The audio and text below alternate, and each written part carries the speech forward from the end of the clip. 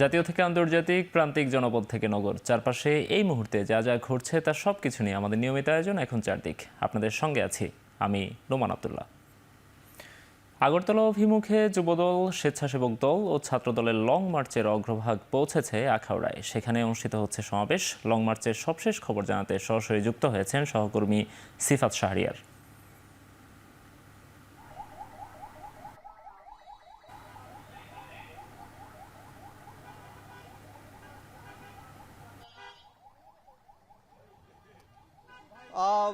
নোমান, আমরা সেই সকাল ৯টা থেকে ৯টার এই লং মার্চ শুরু হয়েছে, সেটির একেবারে আখাউড়া যে সীমান্তবর্তী এলাকা সেখানে আমরা আছি। দেখতে পাচ্ছেন আমার আশপাশে যতগুলো গাড়ি দেখতে পাচ্ছেন, হাজার হাজার গাড়ি এখানে এসে উপস্থিত হয়েছে। ঢাকা থেকে ১,০০০-এর উপরে গাড়ি রওনা করেছে লং মার্চের উদ্দেশ্যে এবং এর আশপাশ সারা দেশ থেকে লং মার্চে যুক্ত হয়েছে গাড়ি বহর এবং সে গাড়ি বহরের যে অংশ, কিছু অংশ দেখা যাচ্ছে এখান থেকে।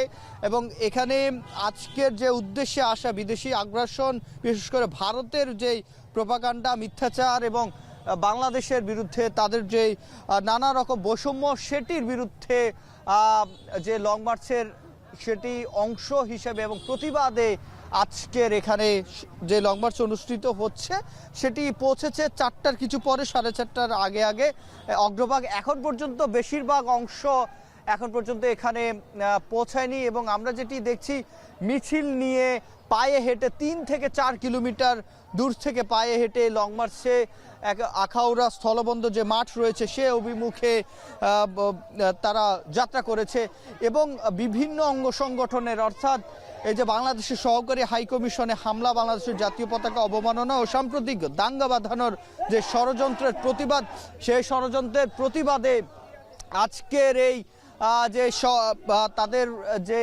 লং মার্চ, সেই লং মার্চের আমরা যেটি দেখেছি যে বিভিন্ন অঙ্গ সংগঠনের, ছাত্রদল, স্বেচ্ছাসেবক দল এবং যুবদলের নেতাকর্মীরা পায়ে হেঁটে, ব্যক্তিগত গাড়িতে করে মিছিল নিয়ে এখন পর্যন্ত ঢুকছে। যেহেতু অগ্রভাগের কিছু অংশ ঢুকেছে, দেখতেই পাচ্ছেন এখন একটি স্বেচ্ছাসেবক দলের একটি বড় মিছিল ভেতরে প্রবেশ করেছে। একেবারে আমরা মুখেই রয়েছি, মাঠে এই সমাবেশ চলছে এবং এই থেকে ৫ কিলোমিটার দূর পর্যন্ত গাড়ি বহর আমরা দেখেছি। ৫ কিলোমিটার আগ থেকে গাড়ির যেই বহর সেটি কিন্তু লম্বা লাইন হয়ে দাঁড়িয়ে আছে এবং সেখান থেকে যারা নেতাকর্মীরা রয়েছেন তারা পায়ে হেঁটে নেমে তারপরে সমাবেশ যে স্থল রয়েছে সেখানে তারা যাচ্ছেন। এবং এখানে আমরা যেটি খেয়াল করেছি, আমরা যতজন নেতাকর্মীর সাথে কথা বলেছি তাদের সকলেই তারা একটি কথাই বলছে, বাংলাদেশের সার্বভৌমত্ব রক্ষায়, অখণ্ডতার প্রশ্নে সবাই এক, কোনো দলমত নির্বিশেষে সবাই মিলে বাংলাদেশের পক্ষে, বাংলাদেশের সার্বভৌমত্ব অখণ্ডতা রক্ষায় তারা কাজ করবেন। যেখানে বিএনপি সাধারণ মানুষের সাথে কাজ করারও কথা বলেছে এবং এটি আজকের যে লং মার্চ সেটি কিন্তু পূর্ব নির্ধারিত ছিল।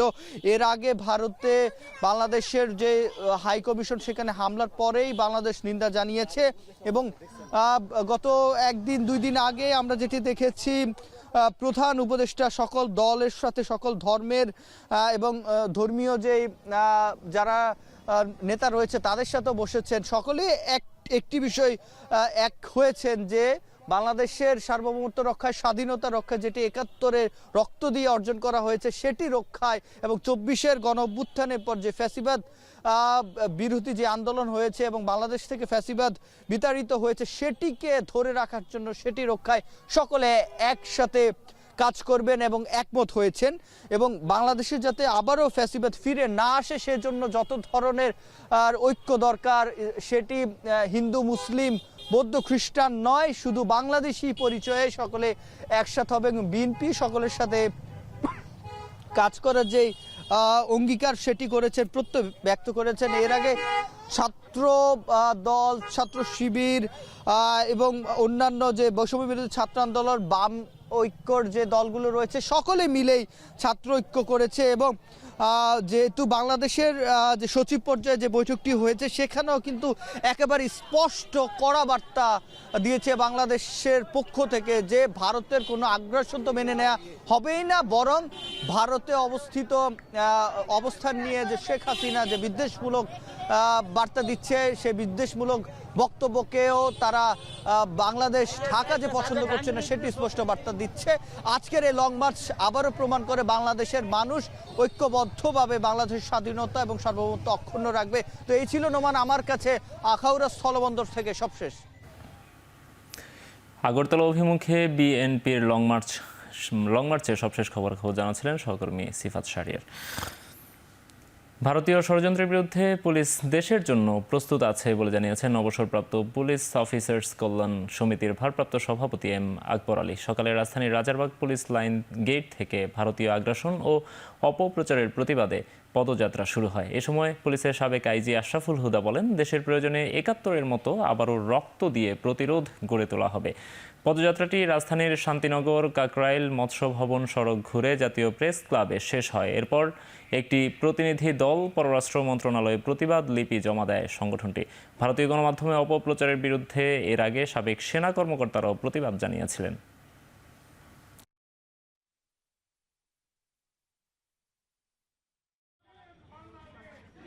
সেই 1971 সালের 25শে মার্চের প্রথম প্রহরে এই পুলিশ রাজারবাগ থেকে যেরকম প্রতিরোধ গড়ে তুলেছিল, সারাটি জীবন প্রয়োজন হলে আমরা আবার রক্ত দিয়ে সেই প্রতিরোধ আমরা অবশ্যই গড়ে তুলব। আমার প্রতিবেশী দেশে একটা বিতাড়িত একজন ব্যক্তি আছেন, তাদের নির্দেশনায় তাদের প্ররোচনায় এই দেশে একটা অস্থিতিশীল পরিস্থিতি সৃষ্টি করে এই দেশকে একটা জঙ্গি রাষ্ট্রে পরিণত করার জন্য হীন প্রচেষ্টা তারা করে যাচ্ছে। শেখ হাসিনার অনুপস্থিতিতে আন্তর্জাতিক অপরাধ আদালতে বিচার কাজ চলতে বাধা নেই জানিয়ে ব্রিটিশ আইনজীবী ও আন্তর্জাতিক অপরাধ ট্রাইব্যুনালের রাষ্ট্রপক্ষের পরামর্শক টবি ক্যাডম্যান বলেছেন, প্রয়োজনে এ নিয়ে আন্তর্জাতিক অপরাধ আদালতে যাওয়ারও সুযোগ রয়েছে। ভারতের উচিত বাংলাদেশের আইনের প্রতি শ্রদ্ধা রেখে শেখ হাসিনার বিষয়ে পদক্ষেপ নেওয়া। সকালে ট্রাইব্যুনালের প্রসিকিউশন টিমের সঙ্গে বৈঠক শেষে একথা বলেন তিনি। বুধবার আন্তর্জাতিক অপরাধ ট্রাইব্যুনালের সাংবাদিকদের সঙ্গে আলাপকালে এসব কথা বলেন আইনজ্ঞ টমি। এ সময় তিনি বলেন, সংশোধিত আন্তর্জাতিক অপরাধ ট্রাইব্যুনাল অধ্যাদেশে স্বচ্ছ ও গ্রহণযোগ্য বিচার করা সম্ভব। প্রয়োজন হলে আরও সংশোধনী আনা যেতে পারে। জাতিসংঘ সহ আন্তর্জাতিক বিভিন্ন সংস্থার সঙ্গে বিচার কাজ ও মৃত্যুদণ্ড নিয়ে আলোচনা চলছে বলেও জানান তিনি। ক্যাডম্যান জোর দিয়ে বলেন, ট্রাইব্যুনালে এখন পর্যন্ত সব পদক্ষেপ আন্তর্জাতিক মানদণ্ড মেনেই হচ্ছে। এ সময় প্রধান প্রসিকিউটর মোহাম্মদ তাজুল ইসলাম বলেন, আসামি পক্ষের আইনজীবীরা চাইলে বিদেশি পরামর্শক নিয়োগ দিতে পারবেন। প্রসিকিউটরের অফিস সেখানে এই চিফ প্রসিকিউটর আমি শুরু করে দেব। Obviously, there is an extradition treaty between Bangladesh and India, but we also are aware of what has been stated so far.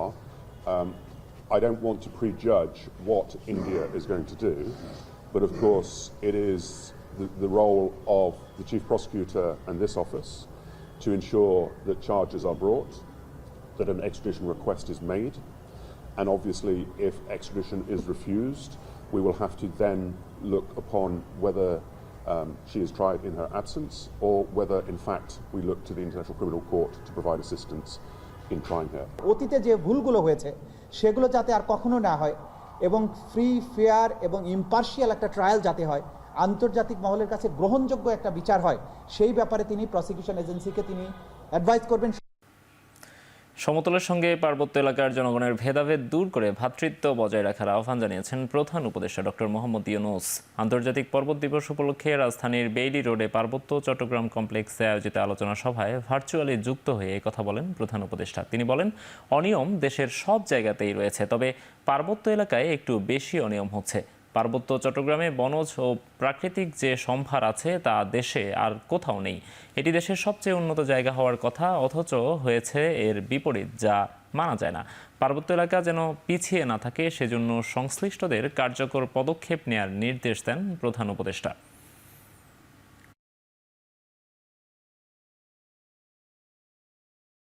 নিজেদের মধ্যে যে ভেদাভেদ যদি থাকে, আমাদের সঙ্গে সমতলের সঙ্গে যদি ভেদাভেদ থাকে, সেগুলো অতিক্রম করেই যাবো, এটা বাধা হিসেবে থেকে যাবে আর আমরা পিছিয়ে থাকবো, এটা হতে পারে। আমরা বাধাকে অতিক্রম করবো, সবার সঙ্গে বসবো, আপনাদের উন্নতি কি দেশের উন্নতি সেটা সবাইকে বোঝাবো, তাহলে আমরা একটা মুক্তি পাবো। পরস্পরের সঙ্গে ভ্রাতৃত্বপূর্ণভাবে থাকতে হবে, কারণ এদিকে আমাদের জায়গা, এদিকে আমাদের দুনিয়ার আমাদের সুনাম নিয়ে আসতে হবে, সেটাই আমরা করব। অনেক অনিয়ম আছে, অনেক বিঘ্নতা আছে, অনিয়ম বাংলাদেশের সব জায়গাতেই আছে, তো এখানে একটু অনিয়মের পরিমাণ বেশি। এই অনিয়মগুলোকে আমরা কিভাবে আনতে পারি? আপনাদেরকে সুযোগ দিয়েছে সরকারের পক্ষ থেকে কাজ করার জন্য এবং জেলা চেয়ারম্যান পদে থাকার জন্য, এই শব্দগুলোকে বাস্তবায়ন করার জন্য। সেই সুযোগটা কিভাবে হবে? আপনাদেরকে অনেক আইন কানুনের কথা বলা হবে, আইন কানুন সবই ঠিক আছে, আইন কানুন রাখা হবে, কিন্তু আইন কানুন দিয়ে সবকিছু হয় না। মনের ভেতরে না থাকলে আইন দিয়ে সেটা করা যায় না। আমরা আগামী মাসে জানুয়ারি মাসে একটা তারুণ্যের উৎসব বলে একটা উৎসব করতে যাচ্ছি, তো সেখানে আপনাদের একটা বিশেষ ভূমিকা পালন করতে হবে, আপনাদের তরুণদের সামনে নিয়ে আসতে হবে। নির্বাচন সহ বাংলাদেশের সংস্কার কার্যক্রমকে সমর্থন জানায় জাপান। দেশীয় বিনিয়োগকারীরা বাংলাদেশের অর্থনৈতিক উন্নয়নে সহায়তা অব্যাহত রাখবে বলে জানিয়েছেন জাপানের বিদায়ী রাষ্ট্রদূত ইওয়ামা কিমিনোরি।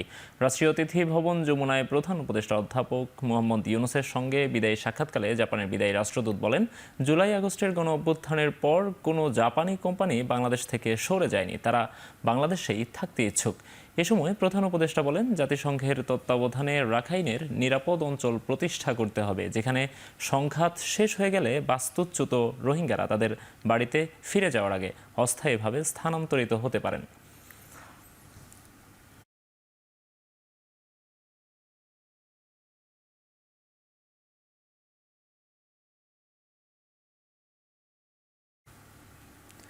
পরিবেশ উপদেষ্টা সৈয়দা রিজওয়ানা হাসান বলেছেন, বিদ্যুৎ ও জ্বালানি খাতে বিগত সরকারের রেখে যাওয়া অসম চুক্তি ও অস্বাভাবিক ঋণের বোঝা টানতে হচ্ছে অন্তর্বর্তী সরকারকে।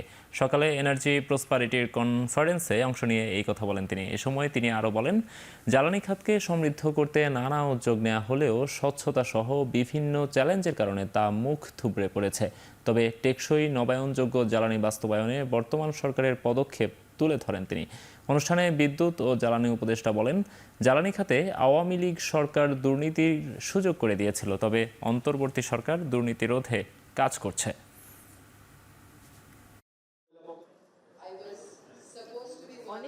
যে চুক্তিগুলো হয়েছে সেই চুক্তিগুলো আপনারা জানেন যে এগুলো একটা রিভিউ প্রসেসের ভিতর দিয়ে যাচ্ছে এবং চুক্তিগুলো আসলে বেশ অসম চুক্তি। বাংলাদেশের জন্য এগুলোর সেফগার্ড আমরা তেমন রাখিনি। আর প্রকল্পগুলো যেহেতু বাস্তবায়িত হয়ে গেছে, এখন ওই প্রকল্পগুলোর ঋণের বোঝাও আমাদেরকে টানতে হচ্ছে, ওই প্রকল্পগুলোকে বসিয়ে বসিয়ে টাকা দিতে হচ্ছে, একই সাথে আবার আমাদের উপর একটা চাপ আছে ট্রানজিশনের দিকে যাওয়ার। 12 বছর 6 মাসের নিচে যারা মুক্তিযোদ্ধা হয়েছে তাদের তালিকা থেকে বাদ দেয়া হবে বলে জানিয়েছেন মুক্তিযুদ্ধ বিষয়ক উপদেষ্টা ফারুকী আজম। এছাড়া অমুক্তিযোদ্ধাদের বিষয়ে ইনডেমনিটি জারি হতে পারে। অভিযুক্তরা দোষ স্বীকার করলে সাধারণ ক্ষমা, না হলে কঠোর শাস্তির বিধান করা হতে পারে বলে জানিয়েছেন তিনি। বুধবার বুদ্ধিজীবী দিবস ও বিজয় দিবসকে সামনে রেখে মন্ত্রণালয়ের সংবাদ সম্মেলনে তিনি বলেন, যারা বিভিন্নভাবে প্রতারণার আশ্রয় নিয়ে মুক্তিযোদ্ধা সনদ নিয়েছেন তাদের বিরুদ্ধে একটি মামলা চলছে। রায় ঘোষণার পরই অভিযুক্তদের বিরুদ্ধে দৃষ্টান্তমূলক শাস্তির ব্যবস্থা নেওয়া হবে। সংবাদ সম্মেলনে 1,96,454 জন ভাতাপ্রাপ্ত মুক্তিযোদ্ধা রয়েছেন বলে জানান তিনি, যার মধ্যে বীরাঙ্গনা রয়েছেন 464 জন।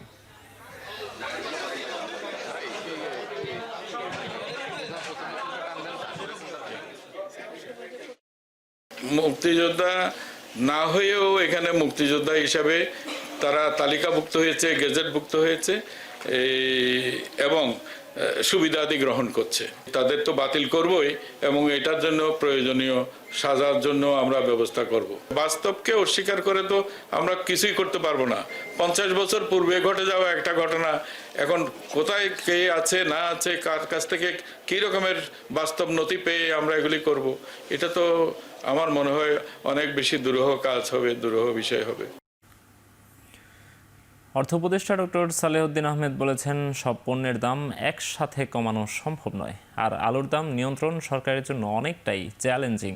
সকালে ক্রয় সংক্রান্ত উপদেষ্টা পরিষদের বৈঠক শেষে তিনি আরও বলেন, জিনিসপত্রের দাম মানুষের ক্রয় ক্ষমতার মধ্যে রাখতে চেষ্টা করে যাচ্ছে সরকার।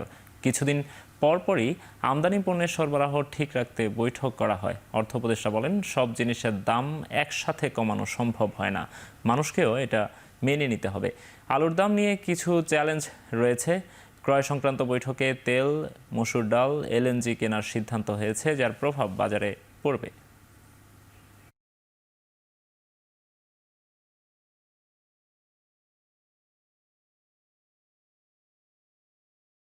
আলুর দাম বেড়ে গেছে, অন্যগুলো যে সাশ্রয় হয়েছে। একটা জিনিস একটা মানুষ একটা বাজেটের দিকে দেখেন। আপনি 1000 টাকা নিয়ে যান, কোনোটা একটু বেশি হবে, কোনোটা কম হবে, কোনোটা দাম কমবে। এখন যদি প্রত্যেকটাতে কমতে হবে, ওই রকম যদি অ্যাটিটিউড নেন তবে কিন্তু ডিফিকাল্ট। বাজার এমন একটা জিনিস, একটা কমবে একটা বাড়বে। আমি যে বলে আজকে বাজার করলাম, আমি যদি নিজে বাজার কালকে সকালে দেখে একটা কমেছে একটা বেড়ে, তখন বাসায় গিয়ে বলে একটা বেড়ে গেছে, বাকিগুলো কমারটা কেউ এসে বলে না।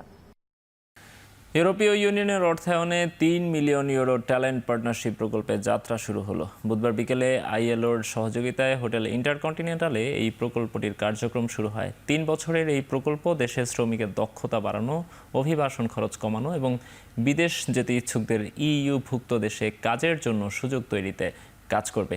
উদ্বোধনী দিনে অনুষ্ঠানে যোগ দিয়ে পররাষ্ট্র সচিব মোহাম্মদ জসিম উদ্দিন বলেন, এই প্রকল্পটি বাংলাদেশের জনশক্তিকে ইইউভুক্ত দেশগুলোতে শক্ত অবস্থান তৈরিতে সাহায্য করবে। ইইউর দেশগুলোর সাথে বাংলাদেশের সম্পর্ক বৃদ্ধিতেও কাজ করবে। প্রধান অতিথির বক্তব্যে প্রবাসী কল্যাণ উপদেষ্টা ডক্টর আসিফ নজরুল বলেন, দেশের দক্ষ জনশক্তির যে ঘাটতি রয়েছে তা পূরণে এই প্রকল্পটি ভূমিকা রাখবে। বিমানবন্দরে প্রবাসীদের জন্য সেবা আগের থেকে অনেক বেড়েছে উল্লেখ করে ডক্টর আসিফ নজরুল বলেন, প্রবাসীরা যেন স্বল্প খরচের রেমিটেন্স পাঠাতে পারে সেজন্য কাজ করছে অন্তর্বর্তী সরকার।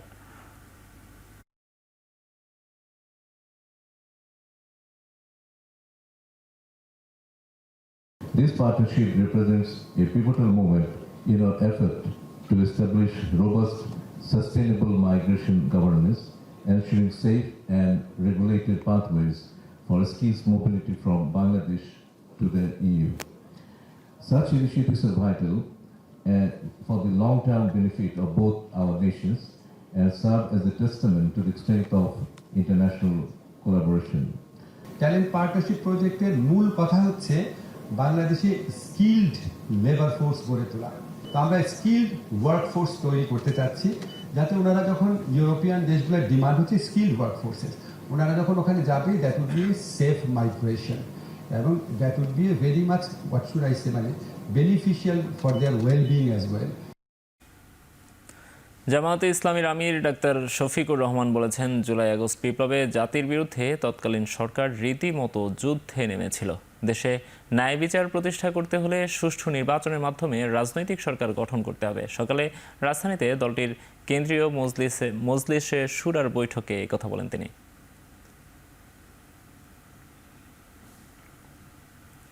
সকালে রাজধানীতে দলটির কেন্দ্রীয় মজলিসে শুরার অধিবেশনে কথা বলেন তিনি। অনুষ্ঠানে দলটির বিভিন্ন পর্যায়ের শীর্ষ 4 শতাধিক নেতৃবৃন্দ অংশ নেন। এই সময় দলটির আমির আরও বলেন, সকলের ভোটাধিকার নিশ্চিত এবং সংসদীয় আসনের পুনর্বিন্যাসের মাধ্যমে নির্বাচন অনুষ্ঠিত করতে হবে। একই সঙ্গে বিদেশি বাংলাদেশিদের ভোটাধিকার প্রয়োগের সুযোগ দেওয়ার আহ্বান জানান তিনি। বলেন, জাতীয় ঐক্যবদ্ধ থাকলে ষড়যন্ত্র ব্যর্থ হবে। ধর্ম, বর্ণ, দলমত নির্বিশেষে জাতীয় ঐক্য বজায় রাখতে হবে।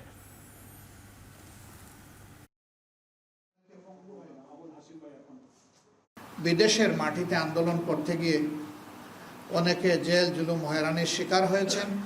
আমরা সরকারকে অনুরোধ করব, দ্রুততম সময়ের ভিতরে আমাদের মিশনগুলোকে কার্যকর করে এবং সরাসরি ঢাকা থেকে সংশ্লিষ্ট দেশের সরকারের সাথে যোগাযোগ করে তাদের মুক্তির ব্যবস্থা করা, রাষ্ট্রের সকল প্রাপ্তবয়স্ক নাগরিককে ভোটার তালিকায় অন্তর্ভুক্ত হওয়ার সুযোগ সৃষ্টি করে দেওয়া। দ্বিতীয়টি হচ্ছে, বিগত সরকার জুলুম করে বহু জায়গায় তৎকালীন বিরোধী দলে যারা ছিলেন তাদের এলাকাগুলোকে টার্গেট করে আসন সংখ্যা কমিয়ে দিয়েছে, আসন পুনর্বিন্যাসের নামে জুলুম করেছে। এগুলাকে আবার পুনর্বিন্যাস করা লাগবে। বৈষম্য বিরোধী ছাত্র আন্দোলনের আহ্বায়ক হাসনাত আবদুল্লাহ বলেছেন, কোনো শক্তি যদি মনে করে তরুণ প্রজন্মকে বাদ দিয়ে দেশ পরিচালনা করবে তাহলে তারা ভুল করবে। বুধবার সকালে রাজধানীর ঢাকা কলেজে জুলাই অভ্যুত্থানে ঢাকা কলেজের অবদান শীর্ষক আলোচনায় বক্তা হিসেবে এমনটা বলেন তিনি। এই সময় তিনি জানান, তরুণ প্রজন্মকে রুখে দিতে একটি শক্তি কাজ করছে। হাসনাত সতর্ক করে বলেন, অভ্যুত্থানকে সঠিকভাবে কাজে না লাগাতে পারলে কাঠগড়ায় দাঁড়াতে হবে।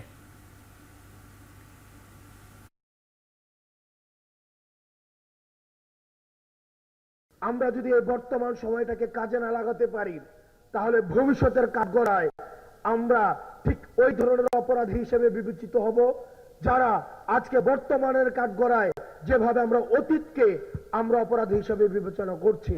অভিজ্ঞতা সম্পন্ন আমাদের পূর্ব প্রজন্ম রয়েছে, তাদের থেকে আমরা অভিজ্ঞতা নিব। তাদের অভিজ্ঞতা এবং এই তরুণ প্রজন্মের সাহস, এই দুইটার সংমিশ্রণে আমাদের পরবর্তী বাংলাদেশ বিনির্মিত হবে।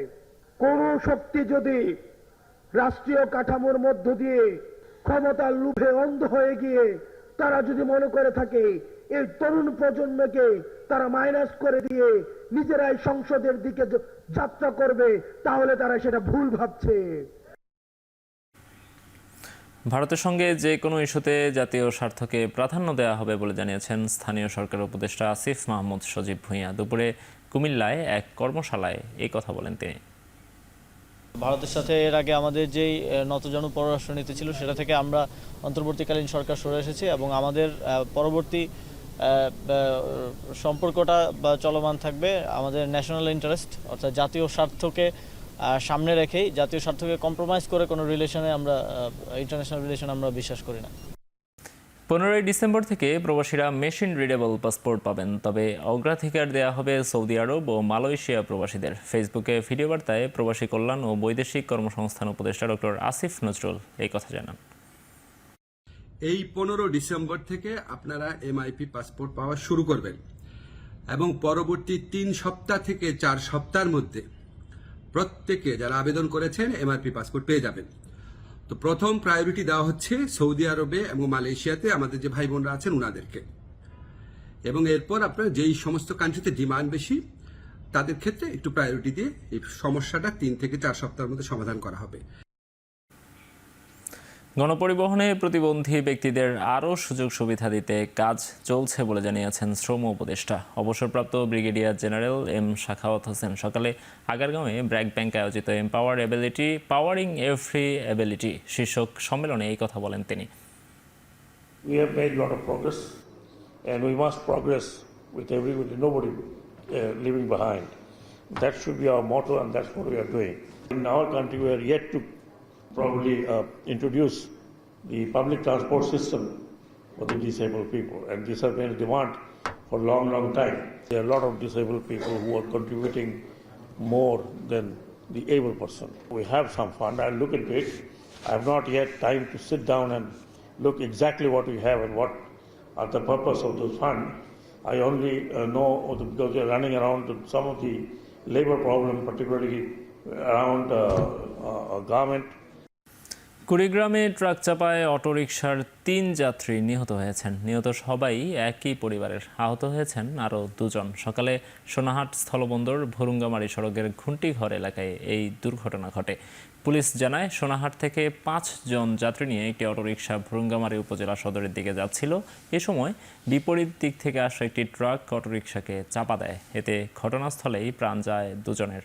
আহত 3 জনকে উদ্ধার করে রংপুর মেডিকেলে পাঠানো হলে চিকিৎসাধীন অবস্থায় মারা যান আরও একজন।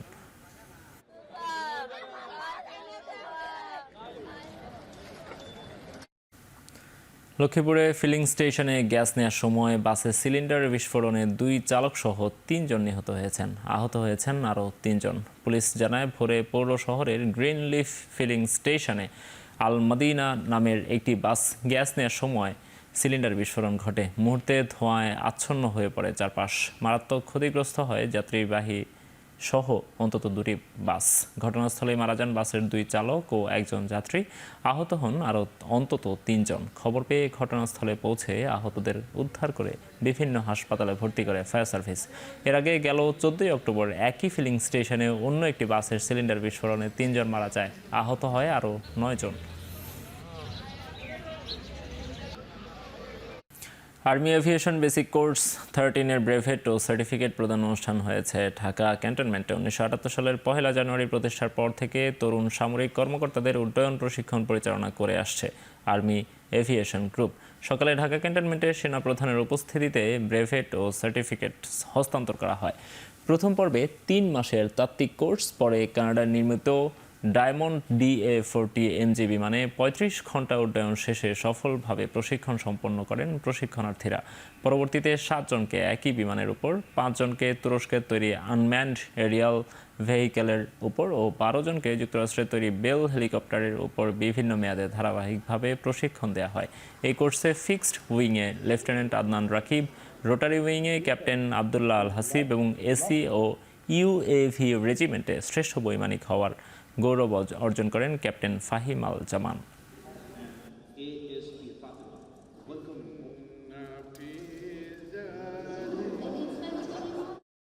Also trying to acquire new aircraft, new rotary wing, that is Sikorsky helicopter, the American helicopter, this helicopter. The US President do fly with these helicopters. We'll be having those, inshallah, in near future, where you'll find that aviation is becoming richer day by day. So the graduating pilots, you can well imagine that you'll be having some exciting time, challenging time ahead, enjoyable time ahead. You'll be flying with all those. CDA, city corporation ও ওয়াসা এই 3 সংস্থার সমন্বয়হীনতার কারণে চট্টগ্রামের পরিকল্পিত উন্নয়ন হচ্ছে না। পরিকল্পিত উন্নয়নে নগর সরকার জরুরি বলে মনে করেন সিটি কর্পোরেশনের মেয়র ডাক্তার শাহাদাত হোসেন। আগামীতে বিএনপি ক্ষমতায় গেলে নগর সরকার গঠন করা হবে বলেও জানান তিনি। সকালে নগরীর হালি শহরের মহেশখালের সৌন্দর্যবর্ধন কর্মসূচি উদ্বোধন করে কথা বলেন তিনি। পরে মহেশখালের বিভিন্ন এলাকা ঘুরে দেখেন নতুন মেয়র। বলেন, বিগত সরকারের রাজনৈতিক সিদ্ধান্তের কারণে নগরীর জলাবদ্ধতা নিরসন সম্ভব হয়নি। প্রকল্পটি সিটি কর্পোরেশনের করার কথা থাকলেও করছে চট্টগ্রাম উন্নয়ন কর্তৃপক্ষ, ফলে 8 বছরেও শেষ হয়নি কাজ। এতে নগরবাসীকে পোহাতে হচ্ছে বাড়তি দুর্ভোগ।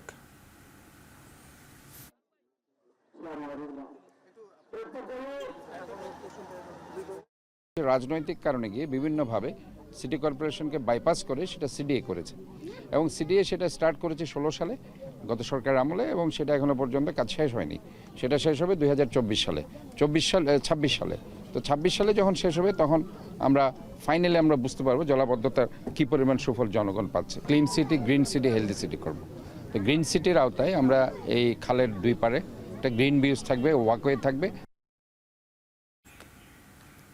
চট্টগ্রাম বিশ্ববিদ্যালয়ে ভর্তি পরীক্ষায় পোষ্য কোটা সহ সকল ধরনের কোটা বাতিলের দাবিতে প্রতিবাদ সমাবেশ করেছেন শিক্ষার্থীরা। দুপুরে বিশ্ববিদ্যালয়ের শহীদ মিনারের সামনে এই সমাবেশ করেন তারা।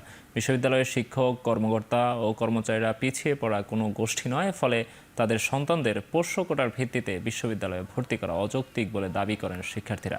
তারা আরও দাবি করেন, কোটা থাকবে শুধু পিছিয়ে থাকা জনগোষ্ঠী ও প্রতিবন্ধীদের জন্য। 2024-25 শিক্ষাবর্ষের ভর্তি পরীক্ষায় কোটা প্রথা বাতিল করা না হলে আগামীতে চট্টগ্রাম বিশ্ববিদ্যালয় ক্যাম্পাসে কোনো ভর্তি পরীক্ষা হতে দেয়া হবে না বলেও হুঁশিয়ার করেন তারা।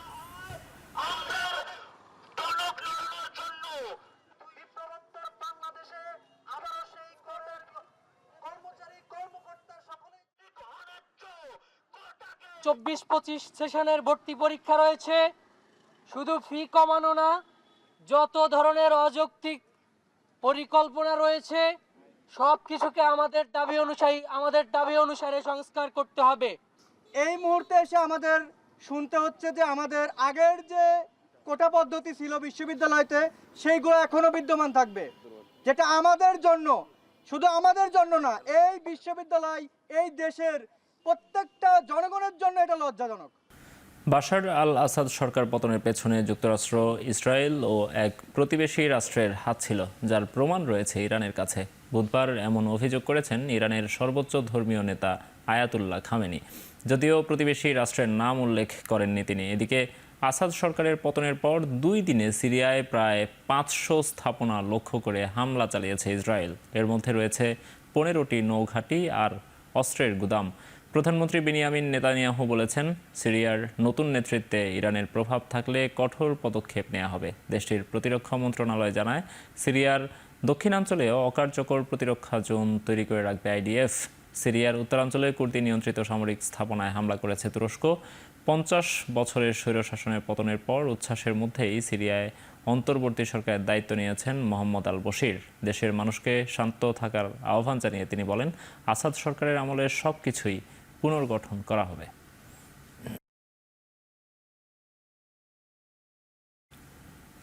প্রথমবারের মতো মাঝারি পাল্লার ব্যালিস্টিক ক্ষেপণাস্ত্র ভূপাতিত করার আকাশ প্রতিরক্ষা ব্যবস্থা পরীক্ষা করেছে যুক্তরাষ্ট্র। গুয়াম থেকে প্রথমবারের মতো এই এয়ার ডিফেন্স সিস্টেম পরীক্ষা করা হয়। এর মধ্য দিয়ে অস্ত্র নির্মাতা প্রতিষ্ঠান RTX-এর একটি মিসাইল ভূপাতিত করা হয়। এই অঞ্চলের প্রতিরক্ষা সক্ষমতা আরও এক ধাপ এগিয়ে গেল বলে জানিয়েছে পেন্টাগন। প্রশান্ত মহাসাগরের পশ্চিমে অবস্থিত গুয়াম যুক্তরাষ্ট্রের জন্য কৌশলগত সামরিক স্থান। হাওয়াই থেকে চীনের কাছাকাছি অবস্থান এই দ্বীপাঞ্চল। পুরো সমুদ্রসীমায় যুক্তরাষ্ট্রের সামরিক উপস্থিতি জোরদার করে গুয়াম। যুক্তরাষ্ট্রের কাছে আরও প্যাট্রিয়ট আকাশ প্রতিরক্ষা ব্যবস্থা চেয়েছেন ইউক্রেনের প্রেসিডেন্ট ভলোদিমির জেলেনস্কি। ইউক্রেনের দক্ষিণ পূর্বাঞ্চলীয় জাপোরিঝিয়া শহরের একটি ক্লিনিকে রুশ ক্ষেপণাস্ত্র হামলায় সাধারণ মানুষ হতাহতের ঘটনার পর পশ্চিমাদের কাছে আরও প্যাট্রিয়ট চেয়েছেন জেলেনস্কি। একই দিনে জাপোরিঝিয়া পরমাণু কেন্দ্রের সামনে আন্তর্জাতিক আণবিক শক্তি সংস্থার গাড়িতেও হামলা হয়। জেলেনস্কি বলেন, ইউক্রেনকে সুরক্ষিত রাখতে আর রাশিয়ার এসব হামলা ঠেকাতে অন্তত 10 থেকে 12টি প্যাট্রিয়ট আকাশ প্রতিরক্ষা ব্যবস্থা প্রয়োজন। এদিকে রাশিয়ার জব্দ করা অর্থের সুদ থেকে ইউক্রেনের ঋণ তহবিলে $2,000 কোটি দিচ্ছে যুক্তরাষ্ট্র, যা কিয়েভের বর্তমান ঋণের অর্ধেক।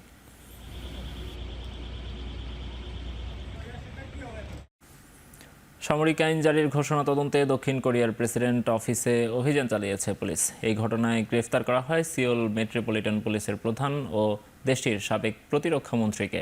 গ্রেফতার হওয়া প্রতিরক্ষা মন্ত্রী কিম ইয়ং হিউন বন্দি অবস্থায় আত্মহত্যা করার চেষ্টা করেন বলে জানিয়েছেন এক কর্মকর্তা। এখন তার অবস্থা স্থিতিশীল রয়েছে।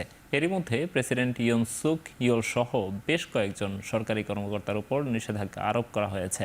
প্রেসিডেন্ট ইয়ন সামরিক জারির ঘটনায় ক্ষমা চেয়েও পার পাচ্ছেন না। তার পদত্যাগের দাবিতে আন্দোলন চালিয়ে যাচ্ছে হাজারো মানুষ। কয়েক দশকের মধ্যে সবচেয়ে বড় অর্থনৈতিক রাজনৈতিক সংকটে পড়েছে দক্ষিণ কোরিয়া।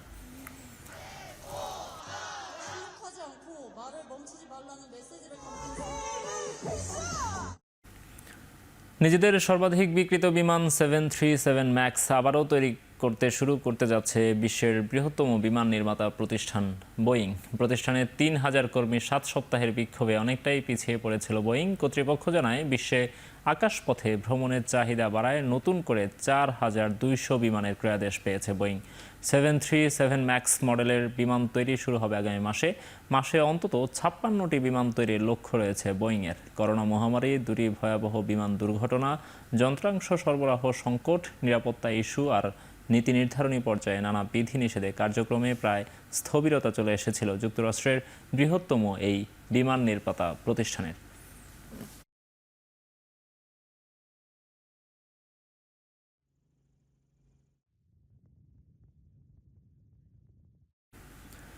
ডোনাল্ড ট্রাম্প প্রশাসন সমর্থন দেবে কিনা সেই চিন্তা না করে 2025 সালের মে মাসের মধ্যে একটি মহামারী চুক্তি করতে চায় বিশ্ব স্বাস্থ্য সংস্থা। সংস্থাটির প্রধান তেদ্রোস আধানোম গ্যাব্রিয়েসুস জানান, WHO অধিভুক্ত 194টি দেশের সঙ্গে এই বিষয়ে 2 বছর ধরে আলোচনা হচ্ছে। করোনা মহামারী নিয়ন্ত্রণে ব্যর্থতার পরই সব দেশের অংশগ্রহণে এই চুক্তি করতে আগ্রহী WHO।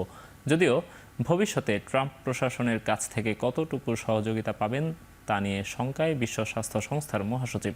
যুক্তরাষ্ট্র পুরো বিশ্বের নিরাপত্তার স্বার্থে এই পদক্ষেপে সম্মতি জানাবেন বলেও আশা প্রকাশ করেন WHOর প্রধান তেদ্রোস। আপাতত যুদ্ধবিধ্বস্ত সিরিয়ার বাস্তুচ্যুতদের সহযোগিতা করছে বিশ্ব স্বাস্থ্য সংস্থা।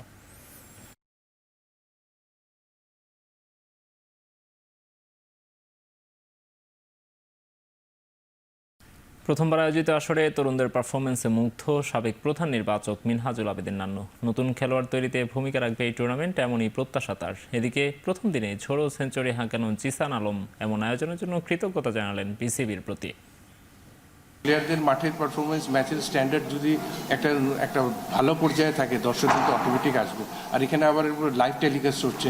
আমরা কিন্তু পর্যাপ্ত পরিমাণ কিন্তু আমাদের খেলোয়াড়দেরকে T20 এক্সপিরিয়েন্সটা দিতে পারিনি, কারণ আমাদের এই ফর্মেটে BPL ছাড়া আর কোনো খেলা নেই। তো আপনার যখনই রিজিওনাল জায়গাগুলিতে আমাদের যত বেশি টি20 ক্রিকেট হবে, এই এক্সপিরিয়েন্সটা পাবে প্লেয়ারদের, তখনই আপনি ইয়াংস্টার থেকে এক্সপিরিয়েন্স প্লেয়ার সবার সম্মিলিতভাবে একটা ভালো কিছু ফিডব্যাক এখানে আশা করা যায়। 100টা আমার নিজের ভালো লাগছে, কিন্তু আমি টিমকে জিতাতে পারিনি। হয়তো একটা ভালো ক্যাচ ধরলে, একটা ভালো রানার করলে হয়তো জেতার চান্স ছিল। অবশ্যই এটা আমাদের অনেকটা ভালো এক্সপিরিয়েন্স দিতেছে বিপিএল আগে, যেহেতু বিপিএল একটা ফ্র্যাঞ্চাইজি ক্রিকেট, তো আমরা যে এভাবে একটা সুযোগ পাচ্ছি টি20 টুর্নামেন্ট খেলার, ভালো হবে ইনশাল্লাহ। শেষ করছি এখন চারদিকের আজকের আয়োজন। এখন টেলিভিশন ওয়েবসাইটে দেখতে ভিজিট করুন www.ekhon.tv। এছাড়া ফেসবুকে দেখুন facebook.com/tv.ekhon, ইউটিউবে এখন টেলিভিশন দেখুন youtube.com/c/ekhon tv এই লিঙ্কে।